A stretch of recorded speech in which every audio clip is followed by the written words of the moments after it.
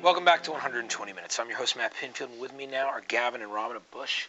They have a new album out called Razorblade Suitcase, and it came out, I guess, Tuesday at midnight. Yeah. Monday night, up Tuesday. All over the country, all over in different places. It was great. Well, you were lining up. There were queues everywhere. Those are lines, you know, for people who don't necessarily know the British lingo. But all right. Now, one thing I wanted to talk to you about was you had Steve Albini do the second record. Right. Now, you were always a fan, because the first time I met you, we talked about this. I was boring you about Big Black or something, wasn't No, you weren't boring me at all. It was really cool, actually. I'd asked you, I said, well, which bands do you like American English? And you're like, you know, you told me that there were a lot of American bands that you really preferred, and you mentioned two really great influential bands, Pixies and Big Black, as two of your favorites, which I thought was cool. Jesus Lizard as well. You know, I love Jesus Lizard. There's so many bands that he's done. I mean, he's done 15 years of, I reckon he's done about 1,000 albums, so he was, you know, was our first choice. We're just really lucky that we're in a position that the first person that we asked to do our second record agreed. Yeah, would you say that he actually, when he's involved in producing a band, or how he worked with you... Don't use that word. He hates that word. Well, that's what I was about to say. I was about to say. He was on the phone. I'm just getting recording. Yeah. No, that's what I was going to say. Believe it or not, I was going to get to this idea that sorry. he will do the thing where he says recorded by, because he doesn't like to use the word produced. Is that... I hear that he really lets the bands run with it. He's really just there to kind of let this go. Like, his attitude is that no one knows better than a band what they want out of the recording. So whilst he does bring a lot of experience to it, you know, he kind of sneaks a little bit of experience in, but he doesn't want you to let you know that it's coming in. Do you know what I mean? He just like presses play and goes rolling, and sits back, and then you have to play a song. Reads magazines. Reads a lot of magazines. That's all he does. Sits there, he's an informed man. Sits there with a magazine. That was all right. Yeah, but it worked out well. That sucked. Do it again. Yeah.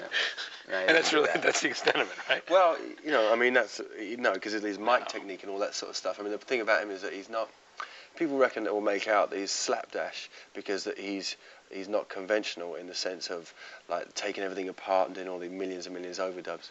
But he is like the most methodical and like structured person you could ever work with. Really, technical knowledge is second to none. I mean, when he walks around Abbey Road, and you know, you have got men in white coats in Abbey Road whose job it is to know this stuff, and Steve's like, they suck. Well, he just knows as much. He knows as much, you know. He just sits there with these guys, and they all talk about. And they gave him an honorary white coat at the end of it. They did get a white coat too. Well, two men in white coats took him away anyway. I don't know about that. That's great. Let's check out the first video from Razorblade Suitcase right now, and this is Swallowed in 120 minutes.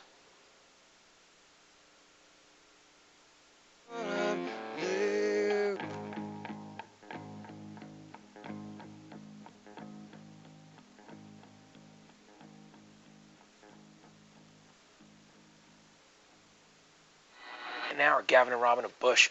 Where's Simon? Where is Simon? He's left. He quit. But anyway, let's talk a bit about doing it at Abbey Road. What was he? Were you attracted to the studio itself? I mean, obviously there's a lot of history at Abbey Road. It's a great sounding place. I mean, I kind of hated the all the rooms, but like a hospital, the corridors and stuff, and it's a bit generic. You know, it's not like the kind of one place studio. They got like about 6 studios there. Yeah. But when you're in there, little control room and a main room where the Beatles done all their stuff, and they got that natural reverb chamber. Yeah, it's cool. Really, really good. Steve loves it. It's his favourite studio. He's doing Shellac record there in December, so that's how much he loves it. He's sticking his own band in. Do his second record there. Yeah, we're doing backing vocals on it. Yeah, I'm gonna. Did you really? Yeah. That's cool. I'm gonna have a nosebleed right in the middle of one of the songs as well. So are you really gonna go back and do some stuff? That's good. That's good to hear. Yeah, well, yeah, I'm gonna go and see him too. Taking the piss, no way. No.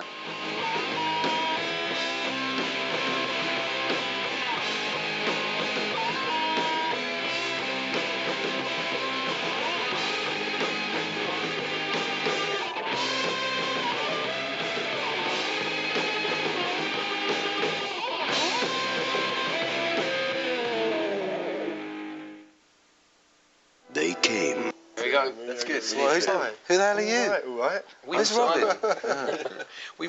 Simple Simon. We've reunited the band here, which is a good thing. Yeah. So let's talk a bit about the experience of recording the record.